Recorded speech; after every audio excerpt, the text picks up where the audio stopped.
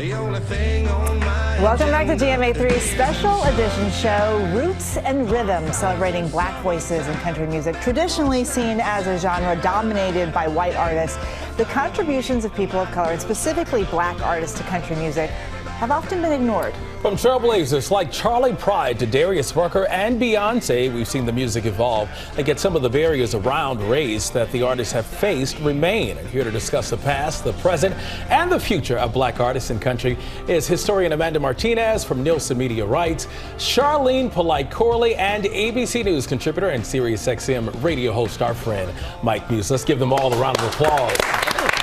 Good to see you guys, and such an important topic, and one that I feel like we talk about, now on a more daily basis. So we'll start with you. So blacks have been recording, writing, and performing country music since the 1920s.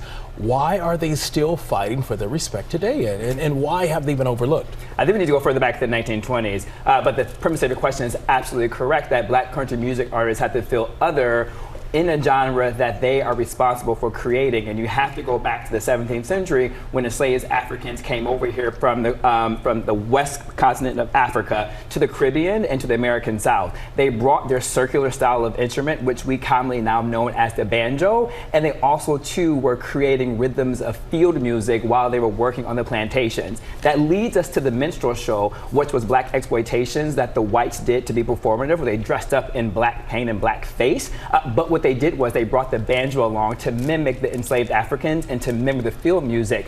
Once the minstrel shows became popularized, the banjo then became popularized, and then you began to see the form of genre called hillbilly music, which is the origins of the banjo and of the field music. But that began to create the erasure once you started getting to race records, and then you saw the Great Northern Migration of the music going north, and then it became kind of codified by white Americans into this space. But you really think about one of the lead banjo artists on Beyonce's album right now, Rihanna Giddens, she's really been keeping the life of the banjo alive and the roots and the origin story.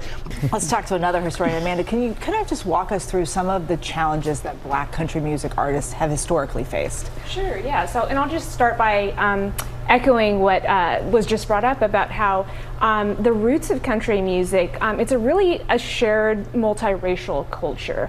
But in the 1920s, when country music first becomes commercialized, is created as a marketing category, it was first called hillbilly and old time music, and it's evolved into what we now call country music.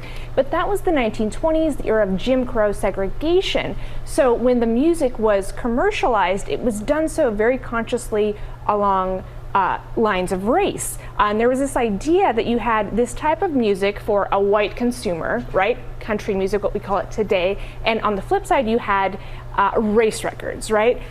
So country music has always been marketed with only a white consumer in mind. So I think that when people in the country music industry look at a black artist, they have this really this myth, this idea in their head that their white consumers don't want to listen to or won't accept a black artist. And Charlene, that brings us to you. There's been a significant shift when it comes to black listeners over the past couple of months. What are the new trends, and is Beyonce to credit for it? Well, I think we have to credit Beyonce with just a little bit of it, but the resurgence of having this conversation for sure.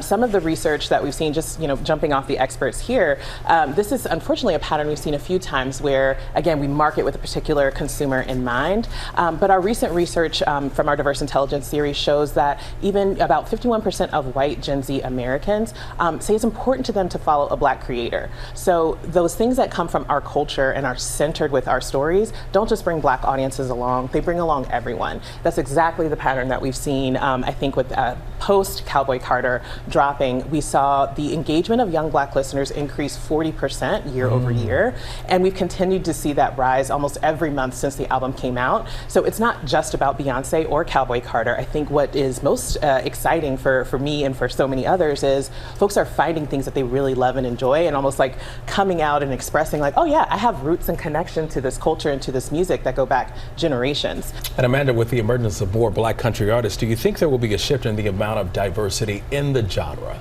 more accepted? I hope so. And I think that this will primarily come from, Charlene brought up, black fans on TikTok, black artists, more members of the industry that are people of color within country music, I think that there are hopeful things like there was a black fan of country music named Holly G that started the Black Opry in 2021 that's now grown to, she just launched Black Opry Records. So I think there is hope for things to change from black creators within country music. We're seeing them really take their agency to new levels in this moment. And can I also just add that I think the barriers have come down for the audience too. So people have such easy access between streaming, between radio, to engage with and explore, from Rhiannon Giddens onto the new artists that we're seeing, the Raina Roberts or whoever it is, that they can just tap into those sources and they don't need permission. They don't need a gatekeeper, as we were talking about before. So that's really exciting, I think, as well. Mike, we have to talk more about Beyonce. I know it's not all Beyonce, but Beyonce. And she looks in my direction. But Beyonce really did give people a kind of crash course of who are black country music artists right now. She didn't come at this alone. She brought these other artists onto this album with her to give them a moment to shine as well. How do you think that shifts the conversation here? She's uplifting so many other black country artists who may not have that name recognition or may have that name presence. She's included artists such as Tanner Adele, Brittany Spencer, Tiara Kennedy, Raina Roberts, Linda Martell, Shabuzi, Willie Jones, and of course Rhiannon. But particularly I want to lean into Linda Martell just really quickly.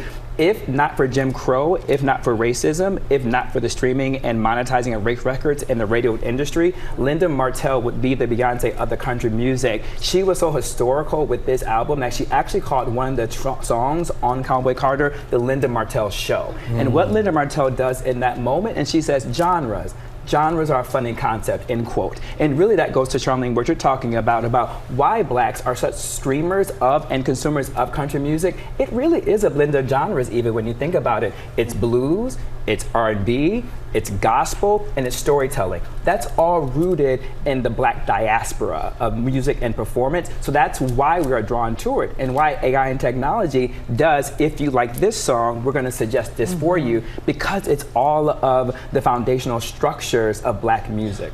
Thanks to Mike, Charlene, and Amanda. Thank you so much for being here.